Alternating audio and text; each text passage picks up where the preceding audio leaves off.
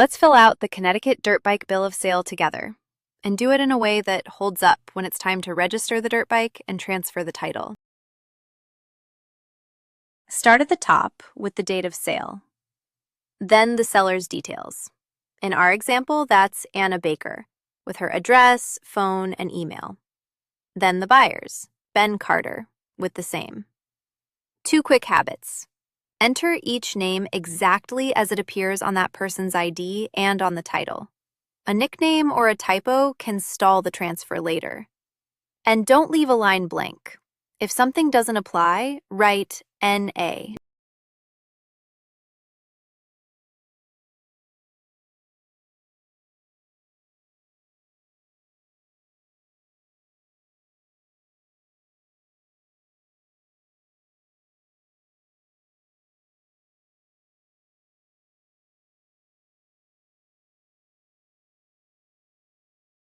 Next, describe the dirt bike, the make and model, the year, and the color. Then the VIN. Type the VIN exactly as it appears on the title or the dirt bike. A single wrong character can hold up the transfer. Then the odometer reading. Write the exact number, not a rounded guess.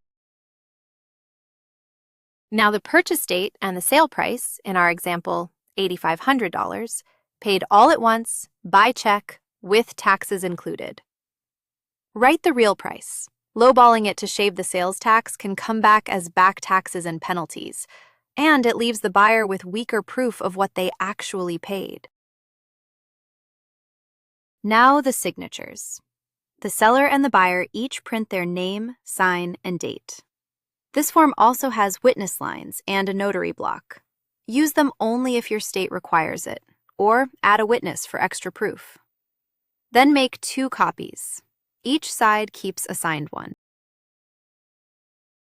Great news if you're buying or selling a dirt bike. Let's walk through exactly what your bill of sale needs to include. First, the seller needs to provide their full name, their address, and their signature on the document. Pretty straightforward there. Next, the buyer also needs to fill in their full name, their address, and sign the bill of sale as well. So both parties are signing this one. You'll also need to include the selling price of the dirt bike. Make sure that dollar amount is clearly written on the form. And don't forget the odometer reading. Go ahead and record the current mileage right there on the bill of sale.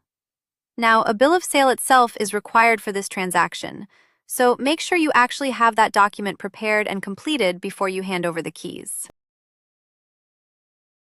Remember, this is general information, not legal or tax advice.